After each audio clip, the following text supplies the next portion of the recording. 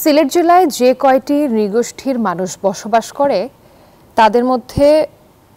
তার মধ্যে খাসিয়া সম্প্রদায় অন্যতম।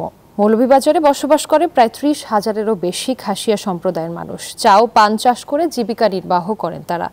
অথচ যুগের পর যুগ ধরেই তাদের নেই কোনো ভূমি, এমনকি তাদের জীবনমানের উন্নয়নও হয়নি। প্রতিবেদনে দেখুন বিস্তারিত। মৌলভীবাজারের বিভিন্ন পুঞ্জিতে প্রায় ৩০,০০০ আদিবাসী খাসিয়া বংশ পরম্পরায় বসবাস করে আসছেন। জেলায় ৭টি উপজেলার শ্রীমঙ্গল, কমলগঞ্জ, কুলাউড়া, জুড়ি ও বড়লেখা পাহাড়ে বসবাস করে এসব ক্ষুদ্র নৃগোষ্ঠীর মানুষ। এর মধ্যে মণিপুরী, খাসিয়া, ত্রিপুরা, গারো, সাঁওতাল, মুন্ডা উল্লেখযোগ্য। বান্ডেল থাকলে প্রতি সেনমানিতে টাকা বাঁচবে। বিকাশ সেনমানি বান্ডেল কিনে জিতুন প্রতি লেনদেনে। এসব ক্ষুদ্র নৃগোষ্ঠীর জীবিকা নির্বাহের একমাত্র উৎস পান চাষ। একইভাবে চা চাষ করে জীবিকা নির্বাহ করছেন এখানকার কয়েক লাখ চা শ্রমিক। অথচ যুগের পর যুগ ধরে তাদের নেই নিজস্ব কোনো ভূমি। অন্যের জমি বর্গা নিয়ে চলে চাষাবাদ বসবাস, নেই জীবনমান উন্নয়নও।